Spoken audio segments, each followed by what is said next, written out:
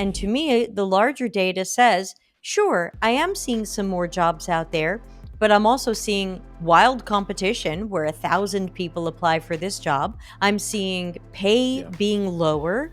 I'm seeing more demands for coming into offices, which means you might have to relocate at your own expense. And then there's still no guarantee for how long you'll be somewhere. All of the nasty ass people who've been writing crap on LinkedIn and Medium and other places that say, you did this to yourself, this is your fault. If you can't get a job in UX, you're a loser, you're bad at it. I don't know why we listened to those people in the first place, because that's just mean, malignant narcissist bullshit. One thing which I liked about your book the most was that you challenged the egos, I guess, or that's how I would put it, where people might think that doing something non-tech is below them. Nobody said your work has to be your passion or that the way you make money has to match your life purpose. I want everybody to throw out fake ikigai, because it turns out that's the Spanish astrologer's version of ikigai, and redefine yourself. That's what the book says. Redefine yourself and discover new work opportunities. Welcome back. This is going to be the last episode of 2024. Actually, it doesn't matter when you listen to this, because every episode this year and the year before have been focused on evergreen content, or something which should be relevant for months or years to come, I hope, for researchers and designers. Anyways, today's topic is this massive one: life after tech. And for that topic, for a second time, I'm joined by Debbie Levitt. And you might have heard about Debbie in research world or design world. She's a prominent figure in UX. This is going to be more about what do you do if you are at the crossroads of your career, and perhaps you consider that tech might not be for you, or perhaps it could be for you, but you might need to see if there's alternatives within the realm and things of that nature. Without further ado, do enjoy this episode. Welcome Yeah. back to the show. And in this episode, where I wanted to pick your brain on was really your new book, and like life after tech in general as a theme. Yeah, and I also give you kudos immediately, because I think it's worth. I was pleasantly surprised I could listen to it as an Oh, audible yeah. first, so I could actually do my DIY stuff out of all things and kind of visualize myself. Okay, I actually could be doing that instead of tech. But yeah, like really Great. good book and Thank really you. interesting book. But how did it start? Like, where was that? I guess moment where you said, okay, I need to write it, and why was that? Yeah, it's a bit of a wacky story, but those who know me shouldn't be too surprised. So my last job finished in the end of June 2024, and I was trying to apply for stuff since April, but because I knew my contract was going to not be renewed, so I started. People who know me know that I write and I try to teach and I try to help other people. That's kind of my core universe, and so at the very end of July, I said, you know what? Now that I'm kind of redefining myself and taking myself on this weird little introspective career journey, I wonder if there's a way for me to kind of formalize what I'm doing for myself and find a way to teach it to others. So I opened up PowerPoint and I started writing and making slides. And after 1 week, I had 22,000 words and the ugliest slides you've ever seen. And I said, well, clearly these slides don't matter here. It's all about the content. So I said, this appears to be a book. So I was able to bring the words into Microsoft Word, where I write my books, and just started adding to that and adding all of the actionable exercises. The book has 18 exercises that range from kind of cathartic and a little silly to let's plan your future from a more serious perspective. So it really came from the idea of I'm going through this, and I think I found a good way to help myself get to the next steps. And I don't want to fall into the gaslighting or the typical career coaching of, well, just figure out your transferable skills. And I wanted to, Mhm. to take it from another angle. So the book really came from living it and hoping that I had something really fresh that might help other people. Is it the AI? Is it the market downturn? What was that origin or that kick to do it? I think it was a combination of a lot of things because if we take a look at the troubles with tech jobs, it's not like they're caused by one thing, which means they're also not solved by one thing. It's not Mm, like, oh, American interest rates were funky, so if they just change them a little bit, we're saved, it's all fixed. Or AI is a little bit funky. If we just adjust it a little bit, we're saved. Our jobs are coming back. And so I realized that there were a lot of factors in play at the same time. And what I saw was very different from what people were posting on LinkedIn.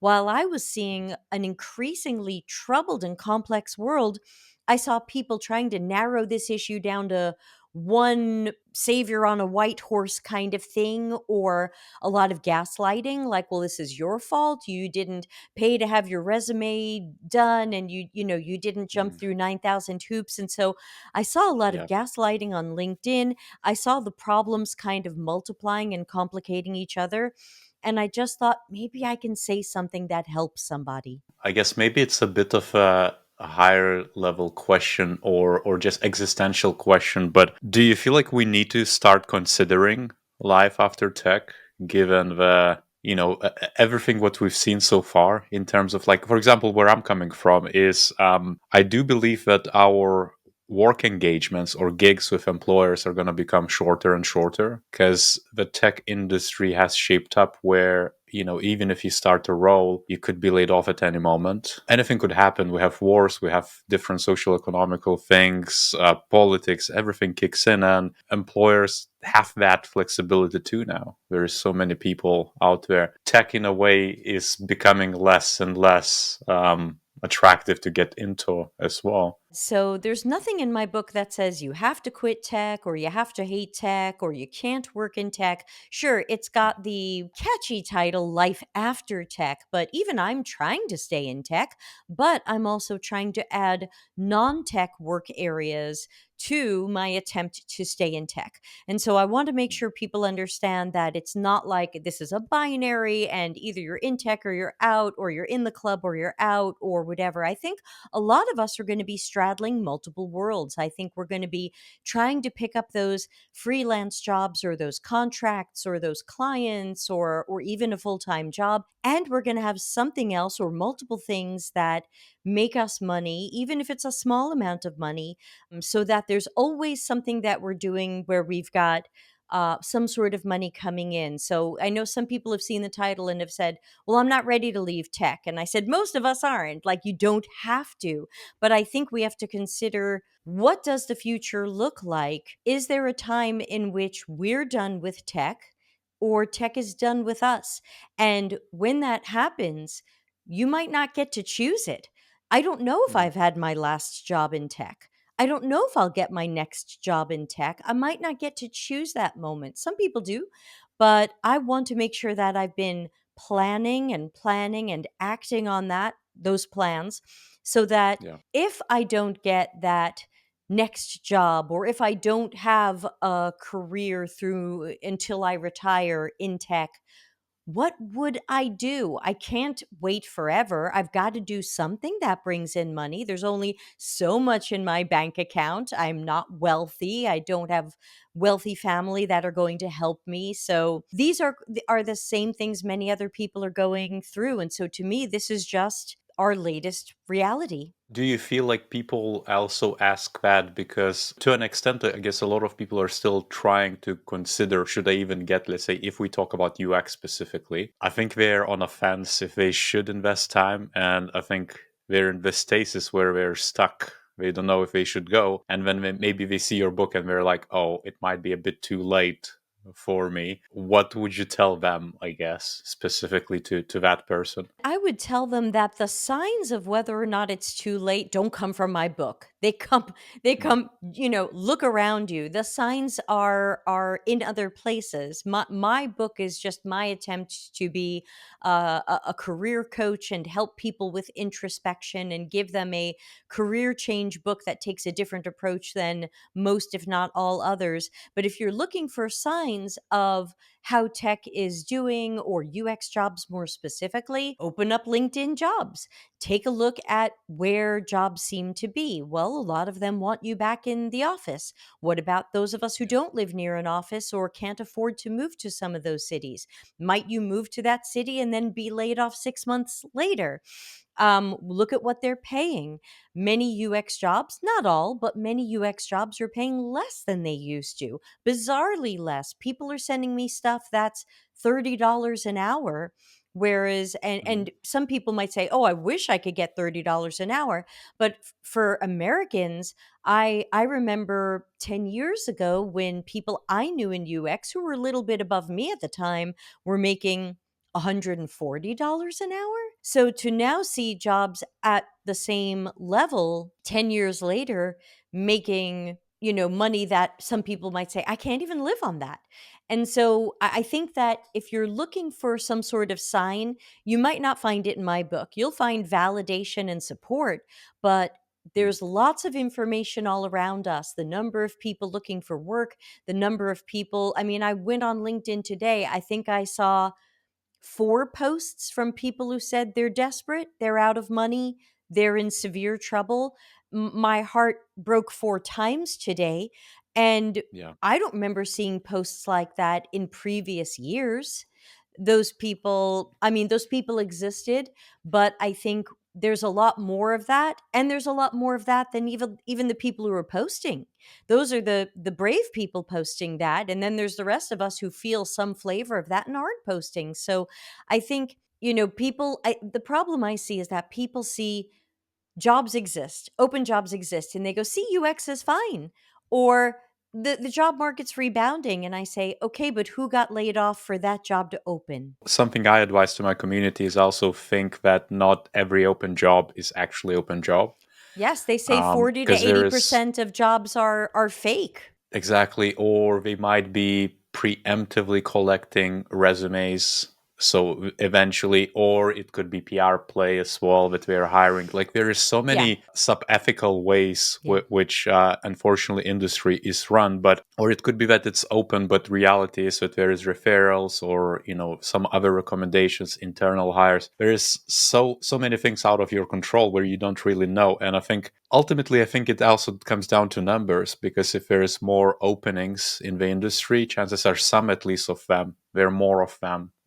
They might be actually good. But I've seen some of those people too. Maybe we've seen the same things on LinkedIn, where it is heartbreaking. And also people who have been, with a outline around their profile saying open to work. And I've seen those people for what seems like years. Right. Maybe it's my perception because the time goes fast, but also slow down in the industry. And it's really heartbreaking as well. Whereas I'm not even sure like what the reality is for them, if they can support themselves, if they have some other work, perhaps they do something on the side. But one person I advised couple of weeks ago actually, where they said like I have no more runway, was to really tell them to do something else, even if it's for a short time. I don't know how you feel about that, or what's your kind of go-to advice. Maybe that's a question, but you have to make do, because you can't also wait. You have to be more proactive too, and consider, how else can you keep afloat in a way until the good opportunity comes your way. But Yeah, I mean, my advice is plan this yesterday. Like, there's nothing wrong with planning something. That doesn't mean you have to act on it, but you should at least have a plan so that if you find that you are laid off or you don't like the number in your bank account, that you have some sort of plan you can enact. To me, it's like having insurance. You have insurance, you hope you never have to use it,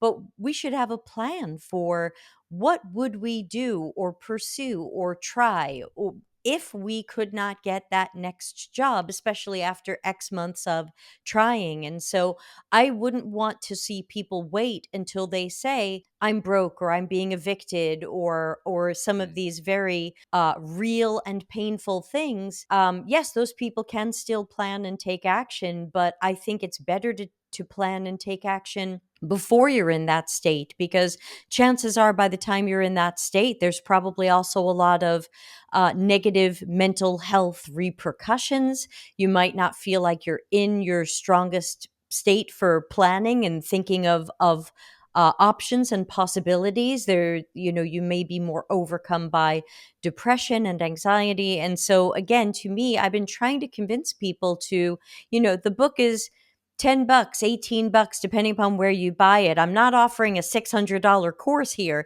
This is a very inexpensive book. Even if you got Yeah. nothing out of it, it's a very small amount of money to try to create some change and inspire some change. And I think that people need to plan earlier. I had a few people private message me and say, "Gee, your book sounds interesting. I guess I'll wait till I'm laid off to buy it." And I said, "Isn't that a bit late? Like, the book is about planning what you'll do if you get to that point." And we do need to support each other in getting non UX jobs. In the book, I talk about all the directions I'm going in that aren't UX and aren't tech, even while applying and hoping to still get some tech work. And nobody said you had to pick one or the other. You can do both. But I think it's juggling of optimism, keep hoping or coping or both. I think it's a lot of sunk cost fallacy that I see, and that's why we mention it in chapter 3 in the book. Is I see a lot of people saying, "Well, look, I've worked in UX for X years. I don't want to give up." Or, "Hey, I got that advanced degree in UX, or I went to that boot camp, or I spent all that time Yeah. learning, and I don't want to give up." And that's exactly what the sunk cost fallacy is, where you think that you're avoiding making a particular decision or avoiding leaving something that maybe you should walk away from because you feel like you invested so much. And I'm not taking away from what people have invested. You did invest that, and you did make good decisions in your job and your education and all that. I'm not saying go second guess yourself and kick yourself for something you did years ago. But there's a certain amount of time in which you have to say, "Okay, I did that and it lasted for a while. And maybe it has a future and maybe it doesn't, but I need a plan for what if it doesn't." And I need to not be afraid to say, maybe there's a whole new career out there for me, and to try to be more aware of that sunk cost fallacy. What has been your approach in that? Because it's, I guess, easy to say that, or easy to recognize it as well. Because I can feel myself. I do have thoughts of like, hey, I could maybe do something else, and that sunk cost definitely kicks in. Like it's so hard to avoid it. I guess. Like, how would you advise to handle it? Yeah, I certainly think that depending upon where people are in their thoughts and their feelings and their mental health, I think for some people, maybe even therapy or going to a psychologist or working with a coach, which is something I'm moving into, these can all be possibilities so that you're not so alone. You have someone to talk to, you have someone who is helping you and working with you, because I think a lot of people have felt very isolated and alone in this. They're in this chamber of wherever they live, or maybe they have a partner and family, but maybe they're alone. So I think that the first step is to know you're not alone and you didn't do this to yourself. These are forces outside of you. All of the nasty ass people who've been writing crap on LinkedIn and Medium and other places that say, "You did this to yourself. This is your fault. If you can't get a job in UX, you're a loser. You're bad at it." I don't know why we listened to those people in the first place, because that's just mean, malignant narcissist bullshit. But I think especially now, it's really important to recognize unhealthy, manipulative, gaslighting people. All of those articles that said you did the wrong research, as if we all had endless power and budget to do the right research. But no, I chose to do the wrong research. No, we got told by our teammates. What sort of research do you Yeah, mean? so there were a lot of articles out there from people I won't name, but I generally don't respect, that basically said, like, "Hey, UX researchers, you did this to yourself, taught companies that you don't have value because you did the wrong research." And these people are treating researchers as if they're making themselves go extinct because they had every opportunity at a company to do the best, most highly valued research, but you messed it up. And it's this really gaslighting type of thing where people are going to read that and go, "Oh my God, I did the wrong research." And what they should do is read that and go, "Oh my God, I'm being gaslit." Because at our jobs, we rarely have the budget we want. We rarely have the time we want. We rarely are given the opportunity to freely plan a project that's going to provide the most value to our teammates and our company and the product and the users. Yeah. So to treat people like, you did the wrong research or you didn't show the value of design. And a lot of these articles are written by the design leaders and research leaders that are selling us out. So I want to make sure people hear that when you see these articles, please disagree with them. Please don't go, oh my God, I did this to myself. I did the wrong research. I didn't show the value of design. You didn't do this to yourself. So, like, step one is you're not alone. You didn't do this to yourself. Start fighting your way out of that thinking that I think is really going to drag people down more and make people feel really stuck, like they're at the bottom of a well they can't get out of. Because when you start feeling that way, it's really hard to be like, now I'm going to plan what's next. You don't have the energy, Yeah. you don't have the clarity.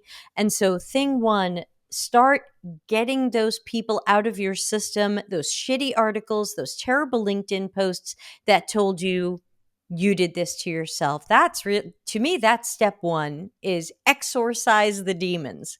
Interesting, but I guess that refers to layoffs, right? Like I presume that research or someone who wrote the article that, hey, you did wrong research, you got laid off. I presume that was It's the a overall little theme. bit. Some of it is you caused your Yeah. own layoff, and some of it is you're causing others to not see the value of research, which of course is likely, Hmm. slippery slope, is likely to lead to your job being devalued or undone or passed over to product managers or whatever it might be. So it's essentially saying your work is being devalued, but you did it to yourself. To me, it's even less about what you did before. It's really what the company wants to do next or what we want to do right now. And that's why I think rehiring also happens. And if you look at the charts of jobs, again, not to come back to that same trope, it seems like the UX research is picking back up. And I think that's just because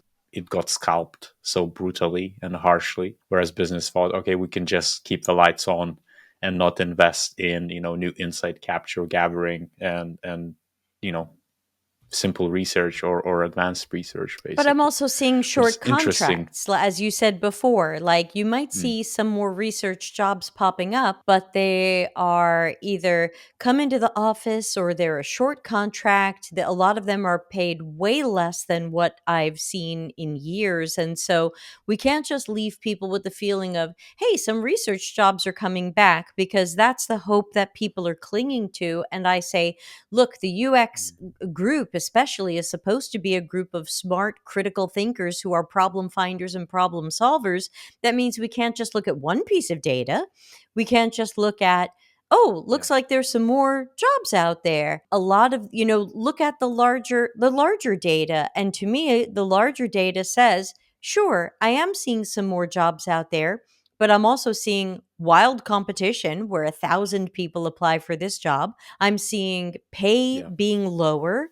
I'm seeing more demands for coming into offices, which means you might have to relocate at your own expense. And then there's still no guarantee for how long you'll be somewhere. Like, it's not what it used to be. And I think people need to be able to take a deep breath and say out loud, this isn't the way it used to be. There is a new, possibly normal. We don't know what the future looks like. I can make a prediction, you can make a prediction, but this might be the new normal, and a small change in an interest rate or something like that might not matter, because did interest rates cause this? I would say no. I'm not an economist, but I would say interest rates didn't cause this, so a 0.5% interest rate change is unlikely to fix this. It's interesting you're specifically picked up about return to office as well, which has been a topic. It hasn't been as loud as it used to be, I think. But a lot of businesses, especially big tech, like Amazon, I think Yeah. was one, Dell as well, where they are mandating from, I think, 2025 that you must be in the office, otherwise you're done for ultimately. And I think people, funnily are trying to do, we try to maybe come in just for a tea or a coffee and then go back home, trying to kind of play the system or find like where loopholes are. But to me, it's a signal that it's a very bold request. And it's also, to me, an indicator of a very soft Oh yes, it's layoff as well. absolutely designed to make Because, people quit. Absolutely, I absolutely believe that these demands are designed to make people quit, because when people quit, you don't have to announce that many layoffs. If you're hoping to lay off 3,000 people and 1,500 quit because they don't want to come onto an office or literally can't, then hey, we only laid off 1,000 people or whatever. And so, and then that plays into the numbers that they report to government bureaus of labor and things like that. So, yeah, I think all of these, from Twitter doing that in the past to Amazon doing it more recently. I even heard a rumor, because this was squashed when it tried to go public, that I think it was J.P. Morgan's CEO at one point in the last year or so sent an internal memo saying everybody back in the office on this date or consider yourself cut, and 50% of people yeah, showed up. And the CEO had to blink, as we say, because the CEO wasn't prepared to cut 50% of the company.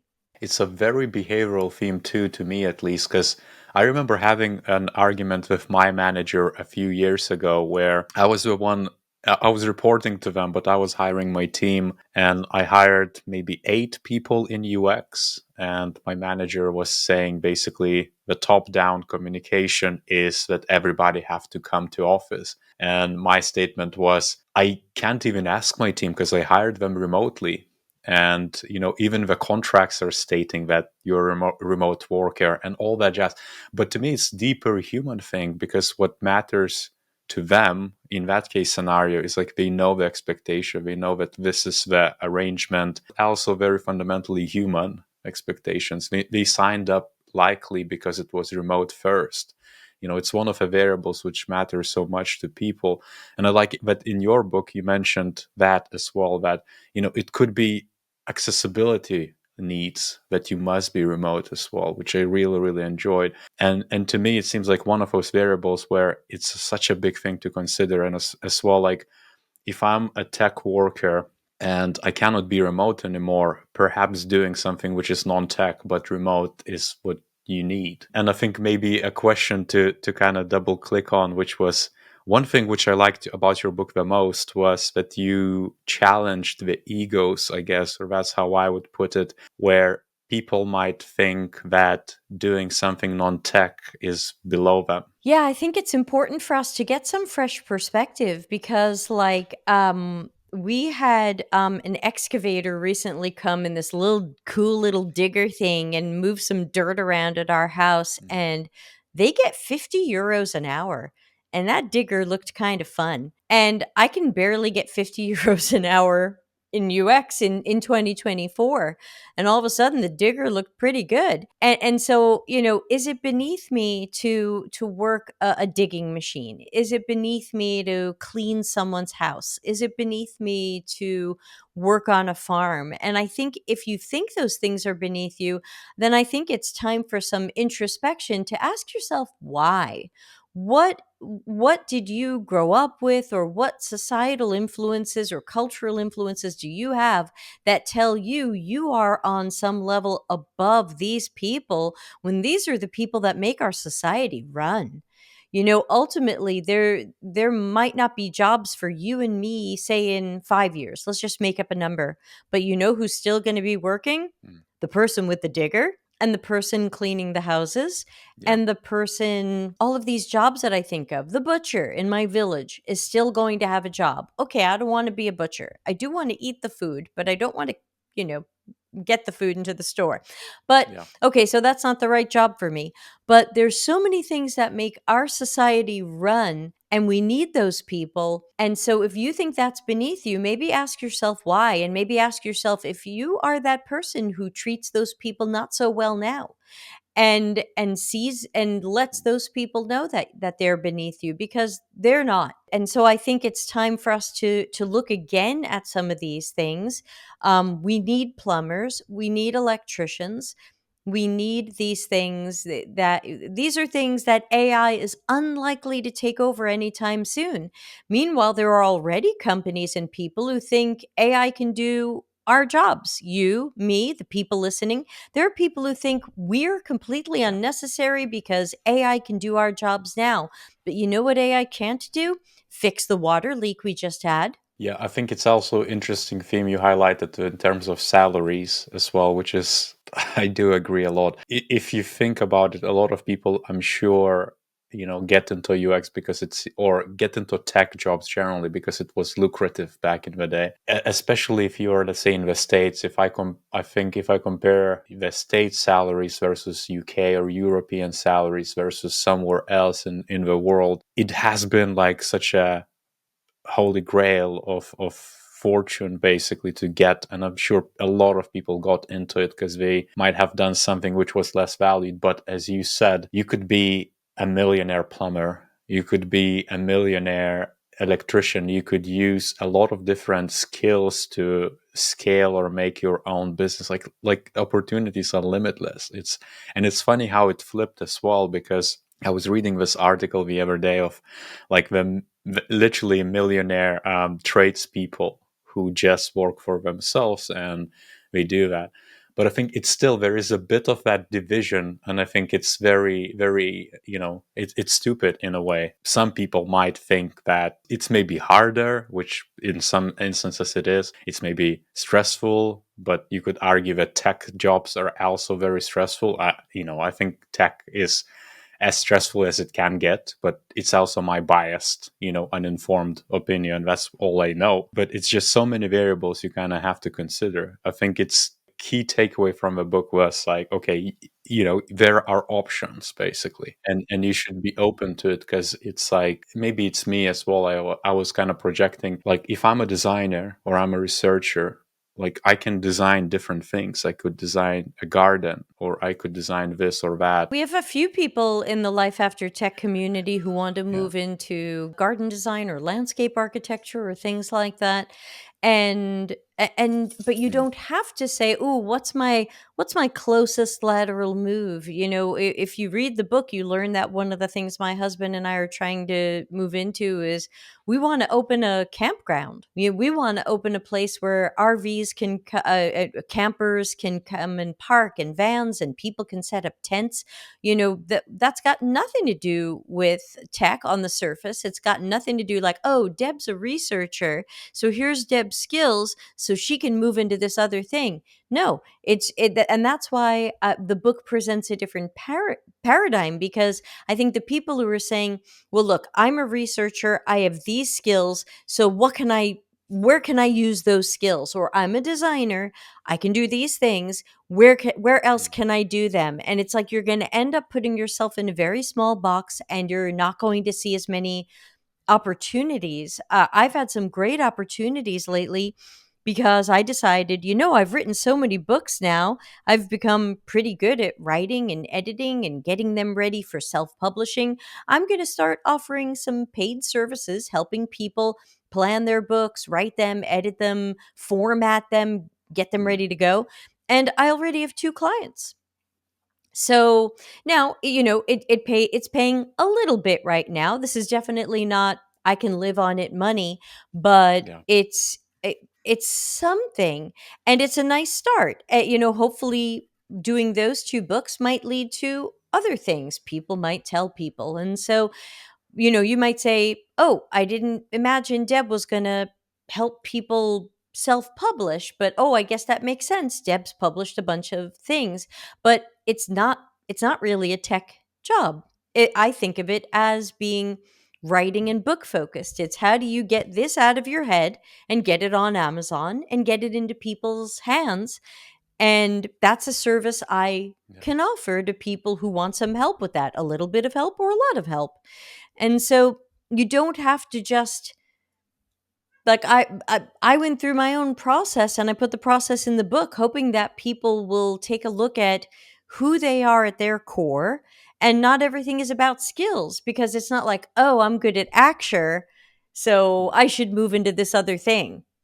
There isn't a good Yeah. translation for that. So, and some things that I thought about moving into, I just don't have the time or money to go to school for them because they require school. When you read the book, you will surely laugh out loud when I asked Google's AI what I should move into, and it said water resource specialist.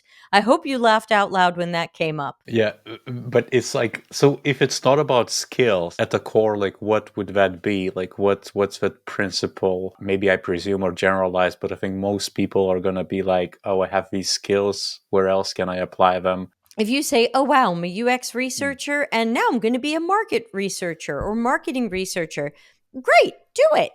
I'm not looking to block anybody. I'm hoping that the book will make people think of new things they haven't thought of before. And if you can make that jump into market or marketing research, go for it.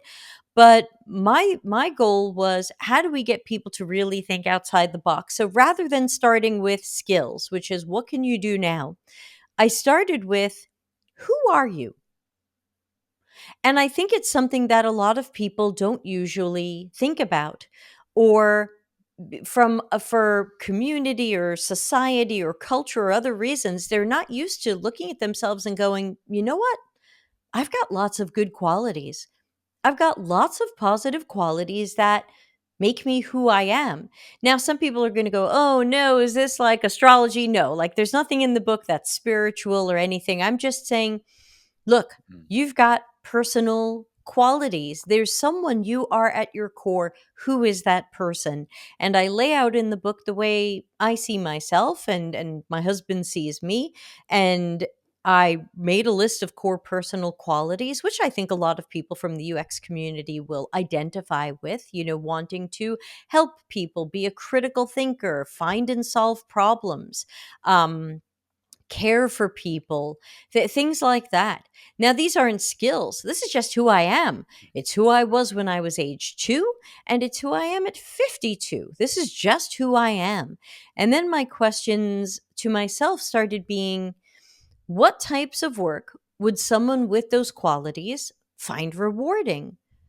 Well, there's lots of things that I could do Mm. to feel a sense of reward. Now, some of that reward is going to be personal or emotional, and some of that reward is going to be financial. So, of course, the book has some frameworks that I take you through where you're trying to look at, does this thing make money? Is this going to be rewarding? But one thing that I stay away from and I burn to the ground is the whole fake ikigai thing.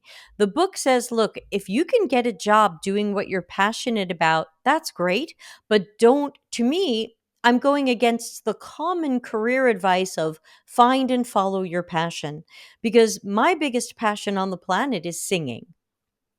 Nobody's going to pay me for my singing. And so, I do plan to stream live, Saturday nights on Twitch and do my karaoke. But nobody's going to pay for that, and that's okay. It's my passion. It's my hobby. I'm going to do other stuff that makes money. Mm. If you can turn your passions into money makers, great.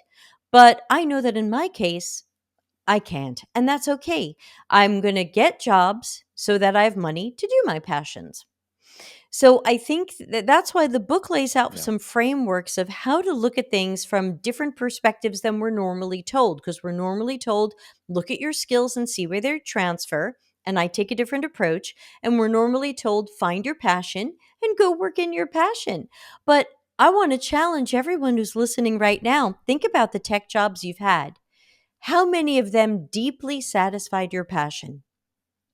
Were you deeply passionate about moving a button until a product manager said the A B test went well? Were you deeply passionate about designing a pop up to ask people to sign up for the mailing list? And when I think back to a lot of the jobs that I've done, I liked the jobs, I did them well, I made good contacts, people appreciated my work. I'm very proud of the work that I've done and the jobs that I've had. I have lots of good feelings about these things. But can you say that I lived my life purpose or I followed my passion or my life mission? Mostly not. I do that in other ways. Some people say, Deb, Yeah. why do you have 1,000 videos on YouTube? How much money have you made from that? And I say, I've probably made negative $1 zillion because I get almost no money from those. Yeah, I lose money doing those videos, Yeah. but why am I doing them? Personal passion, personal sense of reward, because my core qualities are about helping people and being a catalyst to them. If I can coach you, mentor you, advise you, help you in some way, if I've ever helped you move 1 millimeter, I am personally rewarded by that. That's my reason for living. And it's why I do things that lose me time, lose me money, even if they don't bring in money. But obviously, I also have to find ways to bring in money. And so nobody said your work has to be your passion or that the way you make money has to match your life purpose. I want everybody to throw out fake ikigai because it turns out that's the Spanish astrologer's version of ikigai. And redefine yourself. That's what the book says. Redefine yourself and discover new work opportunities. And I think it's also being open. When you were talking about this, what came to my mind is I have this neighbor.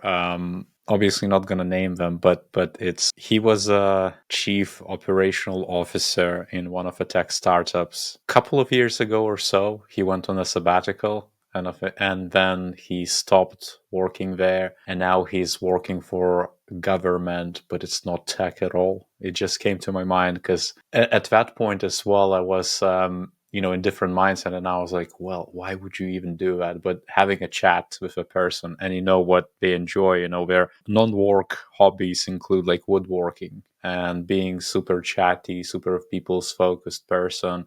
Obviously that could transfer to like operations and stuff, but it just seemed like, yeah, it makes sense, it clicks. Sometimes you just have to go through a journey and just decide, okay, it's not for you, maybe something else is. I feel like we think that we might not be able to find this next thing which maybe pays the bills or is as rewarding or all those different things. But that to me is like, also I feel like your book maybe is really good starter for addressing the fears, because that to me is the key blocker, as with sunk costs and things of that nature. But on the fears itself, like what is your, I guess, approach to that? Because you are exploring all the different things yourself as well, right? I can put on my coaching hat because right now I'm back in school learning coaching so that I can be an accredited coach. And one of the things we're learning there is to face our inner critic. We're learning to coach people about and through their inner critic. We all have that inner critic that says, you're not going to be able to do this, or what about that money you spent, or what about that dream you had, or what about that good money you used to make? Like people say to me, but where's the job that pays what tech pays? And I say, tech hasn't paid that in years. So we have that inner critic who is that little devil on our shoulder saying, oh, yeah, but what about?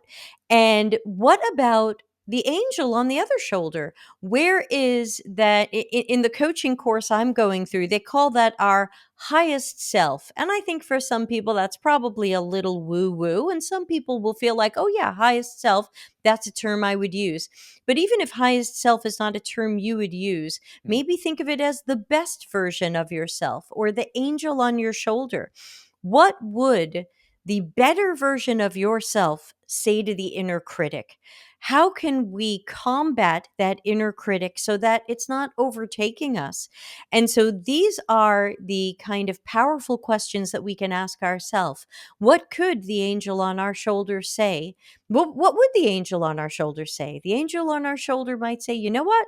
Not everything's gone the way that we thought it would, but there's a next step for us. So how do we listen more to that character than the inner critic or the little devil, or the fiery hedgehog, or however you envision your inner critic to look? And so I think that's some of the steps that we have to take to deal with the fear, because the fear is there, but either we stay in the fear or we start moving through the fear. And believe me, I still have the fear. I am not 100% on the other side of the fear. Why not? Because I haven't gotten far enough in acting on my plans where I've replaced my income. But I'm getting there. Every day I'm doing better. I have my book clients. I now have coaching clients based on the ICF coaching stuff. I have a new website at deltacx.coach because I'm moving in. It's non-tech coaching. It's more like in the life coaching zone. I have hope, but there are days where I've absolutely gripping fear where and I want people to know that that's normal. I have days where the devil wins, and then I have days where the angel wins, and I just hope that tomorrow is a day when the angel wins. And when I have a day where the devil is winning, I just go over to my husband, who is my bestest friend and the greatest guy on the planet. And sorry if I start crying because he's so amazing. And I just tell him, I say, I'm struggling today and I'm not okay today. Mm, And he'll say, "What do you need? What can I do for you?" And some days I say, "I don't know." mm. And we just hold each other. And I hope tomorrow the angel wins. And I just want everybody feeling that fear to know they're not alone. And I have it too. And maybe you have it too. And we're a lot of people might be too proud to say that they have that fear, but I have it too. But I see possibilities. I haven't fixed my problem yet, but I see possibilities. When you were saying about the angel or devil talking to you, what comes to my mind is that almost like intentional dissociation from that fear. What could you advise someone else to do as well? Because it's so much easier to give advice than to to follow it as well. But in the same vein, you could give yourself that advice or seek some advice from someone else. Also, like, one of the situations I wanted to kind of chat with you about was people who are stuck in the jobs they hate. They might be comfortable, maybe they're getting the paycheck. And I think, I don't know who said it. I saw it on one clips where it said that paycheck is like the biggest drug, for a modern person. It's like you're basically like addicted to it. If you have it, it's inevitable. And I bet it's so hard for people to drop it too, especially if it's not right for them. We need money. It's like the bottom of the pyramid of needs. We need money to Hmm. be able to buy food and pay rent and have that stuff. So addiction is probably the wrong word because it's not a dependency you're trying to break.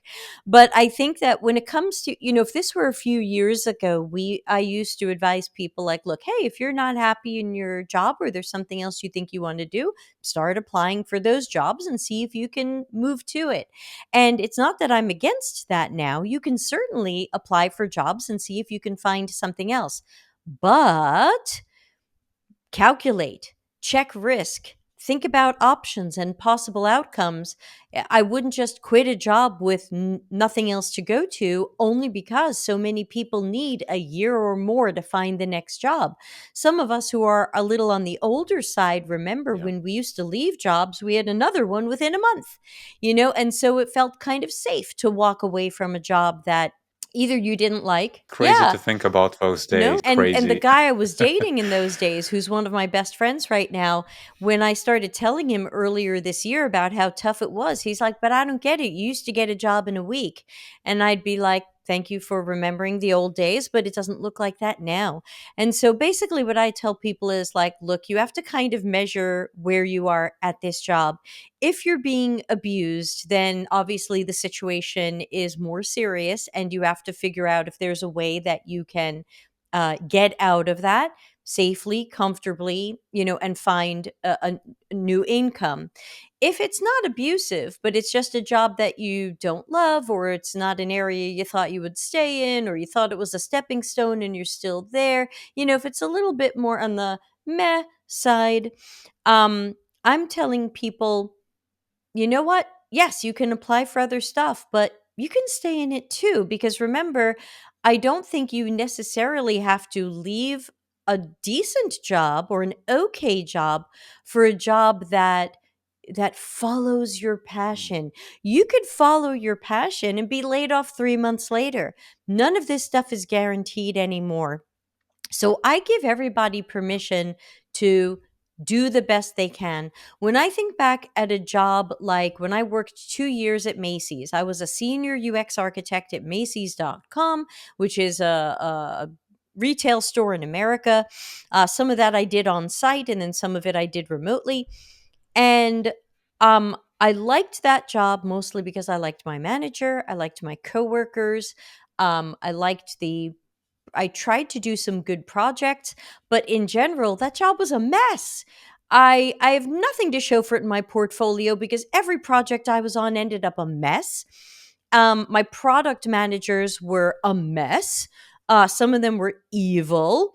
Um, and so, and you might say, Deb, why didn't you leave? And I go, hey, I was getting paid some pretty wild money, and I didn't hate the job, but there were things I found that I liked about the job. I like these people. I like it's a pretty office, and I liked the money, and there's nothing wrong with that. And I did the best I could for the Macy's shoppers out there, though I got blocked at almost every turn. And I say, you know what? If that's your story, if you're doing the best you can and you're being blocked at every turn, but you're making okay money and it's not terrible, it's okay to stay. And then go have the headspace and the money to do other things in life that really fulfill your soul. Do your art, do your music, do the creative things that really feed our soul. Yeah. It doesn't have to be your job. It might not be your job. When I think of, even the job I had last year, I loved that job. I did interesting work for Arizona State University with nice people, with a great manager, with boop bop a beep, getting paid okay money. That's okay.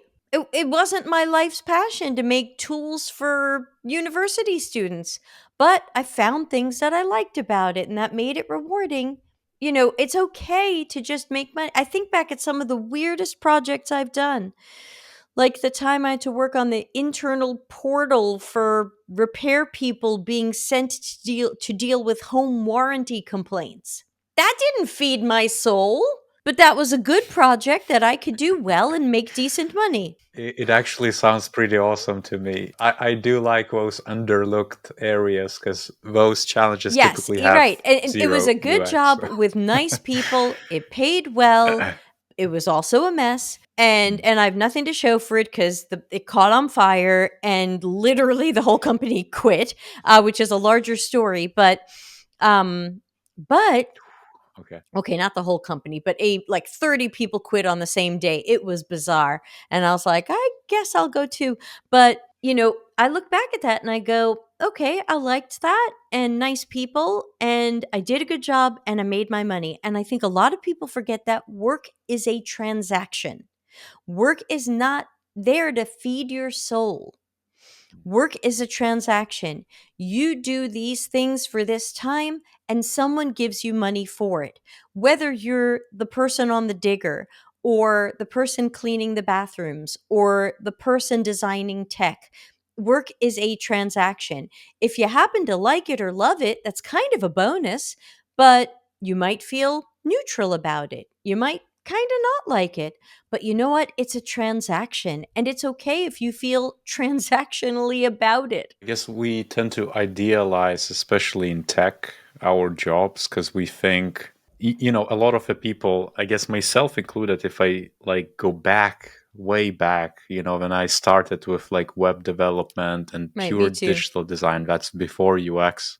And I was just fascinated that you can actually make something and, just create something and you're going to get paid for it as well. And I was like, this hobby meets the paycheck. It's the best of both worlds. And I think that's how, like, maybe I'm projecting, but I feel like generally people get into this because it's the craft is so, to some people it's visual because they might be designers. To others, it's going to be about research or strategy. But it's like, I think we tend to focus on the hobby bit as much as the paycheck. But not realize that in the end of the day, you're renting your brain as a knowledge worker. Your brain computational space is being dedicated to the firm, to the And I want to employer, add to that. to their You goals. think you got into it for those reasons, but dig deeper, peel away the layers of the Mm, onion, and you'll probably find that you got into it because of your core personal qualities. That's at the core, at least in my opinion, that's at the core of these things. Why did I get into making websites or doing UX design or doing UX research or strategy or leadership or any of these things?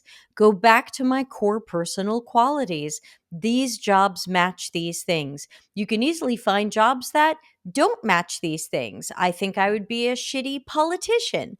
I think there's a lot of jobs that we can look at where we can say, oh, yeah, that wouldn't make sense for who Deb is at her core. But when I look at who I am at my core, I'm not surprised that I've ended up in various areas of UX, in areas related to teaching and helping and coaching and writing and all of these things, things related to inventing and reinventing. This is who I am at my core. And I think that we might think, oh, I got into design because surfacey thing about design. And I say, dig deeper, and you're going to start to see who you really are. And then you're going to start to broaden. Well, based on who that person is, what else could I do? Like I'm going into life coaching. And I think that people who've watched me enough on YouTube will be like, life coaching, I guess I see that for Deb. But if I had spoken to you 6 months ago and said, hey, if I didn't work in tech, what do you think I would do? I'm not sure you would have said life coaching. This is a bit of a pivot, but what is the oddest job have you considered so far during this journey specifically? Because I'm sure you've like I can share Yeah, in mine the as book I well, think but I I'm talk about some of the curious. things that I've gone through and some of them that I threw away because I just didn't think they would necessarily make enough money, or that I would have to go through too many years of school to do something. In a couple of parts of the book I talk about, do I think I would be a good electrician? I think I would be a good electrician, but I think the amount of time that it would take for me to get proper education on that and then start apprenticing on that, it just seemed like a very long arc. And our my neighbor across the Mm, street is an electrician, and his two sons work with him. And interestingly, his younger son was going into computer programming, and if I understood correctly, he has left that and is going to join the family electrician business and kind of be a techie on the side.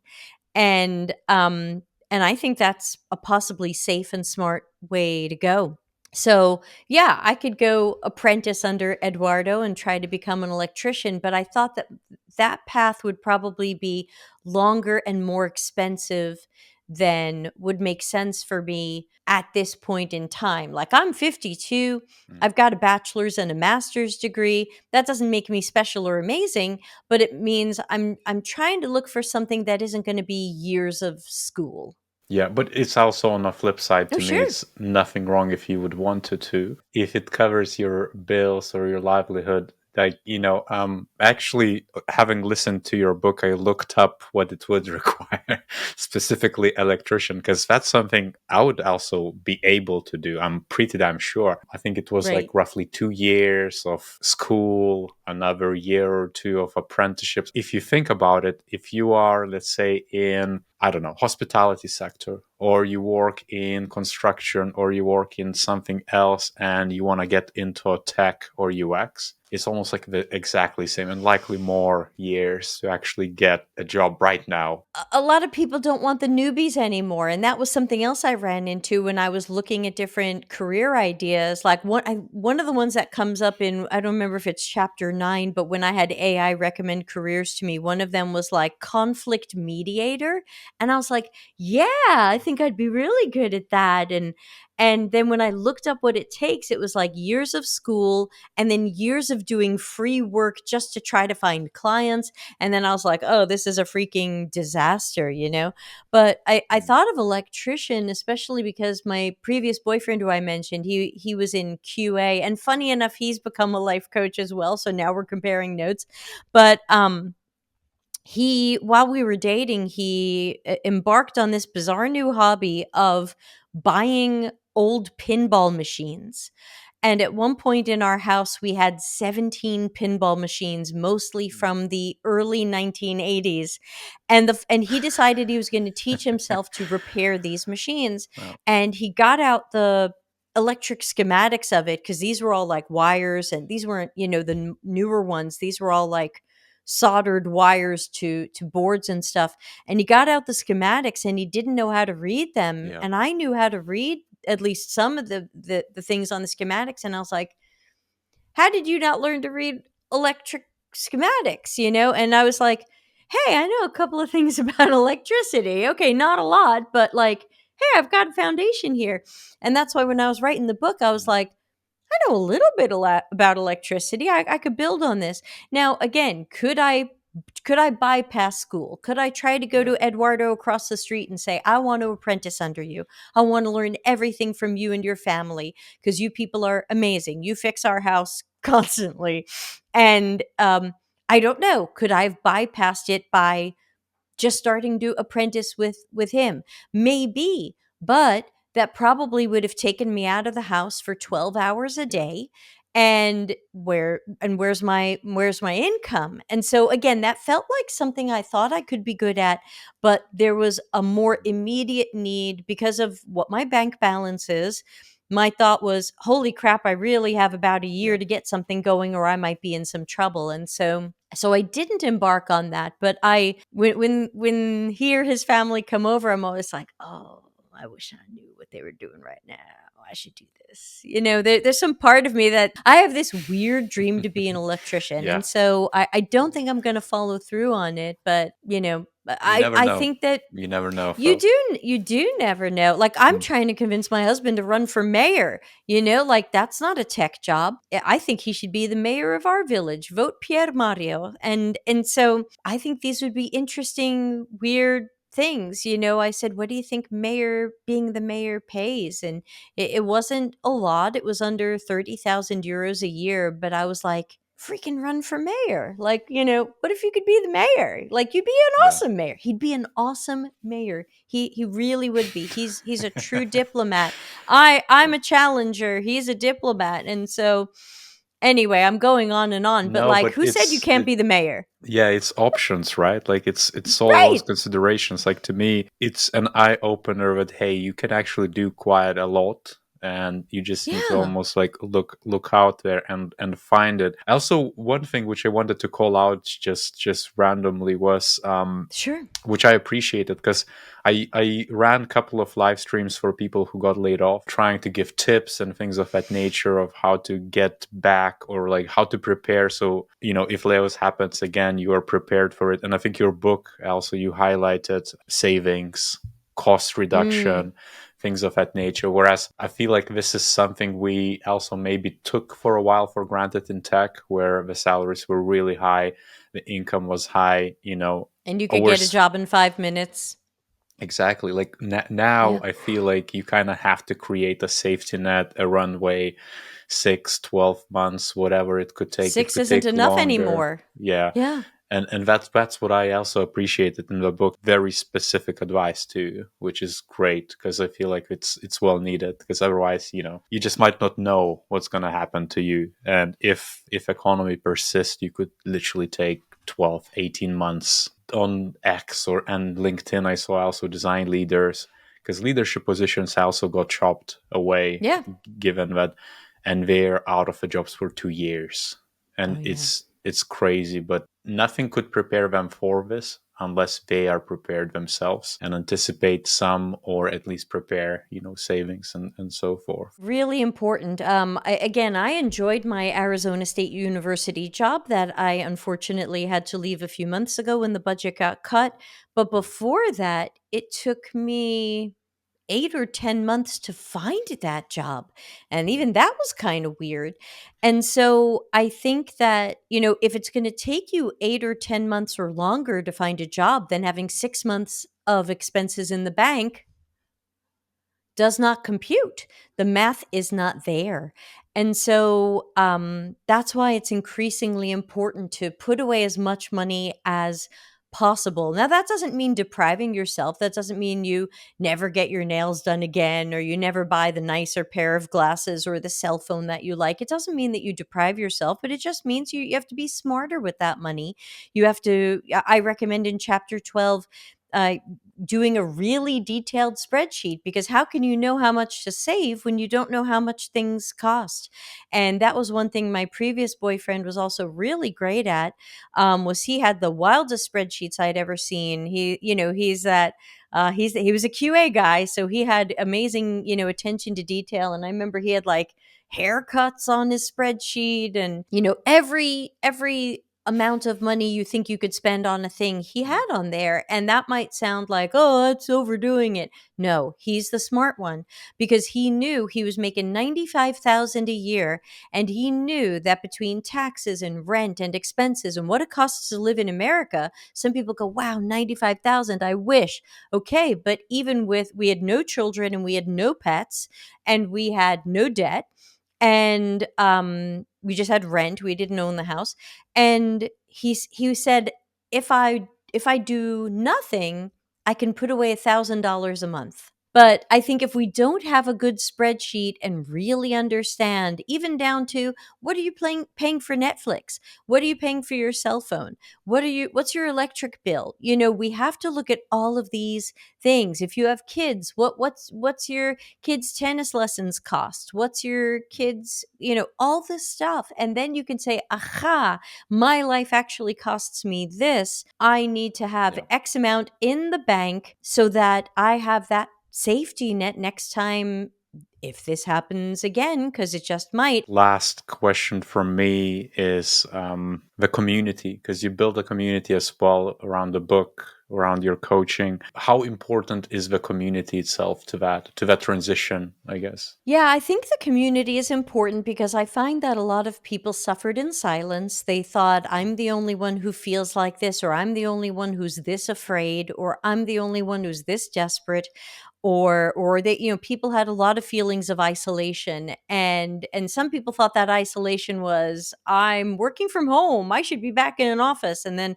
some people realized that wasn't exactly my problem. And so what I found is the people who've joined our free Discord community are saying things like, thank you for creating a safe space.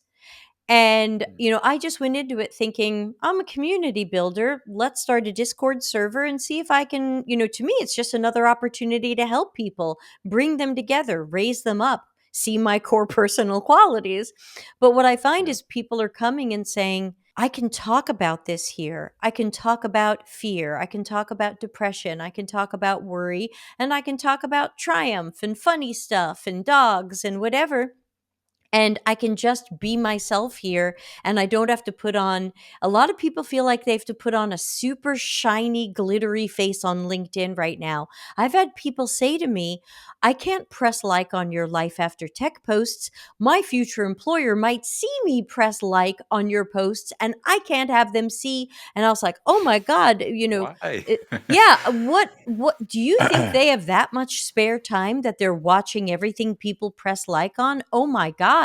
And This who is the hell cares as well? this Like, yeah. this is rare if it's happening at all, but that's how much fear people feel. People are Mm, literally telling me, I cannot comment on your Life After Tech posts. I cannot press like on your Life After Tech posts. And I'm going, oh my God, this is the stigma, but I have the pioneer's problem, because I'm the first book saying it's okay to leave tech. So I have the pioneer's problem, and the next person will have less of a problem. But I think the importance of the community, especially because Discord makes it so easy to be anonymous, that people can show up. Like Slack, we all have our real names on for the most part.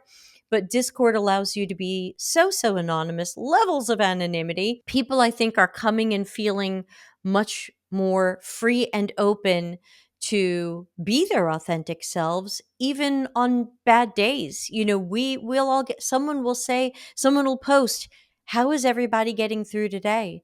And a handful of us will write back, here's where I am today. Is the devil winning? Is the angel winning?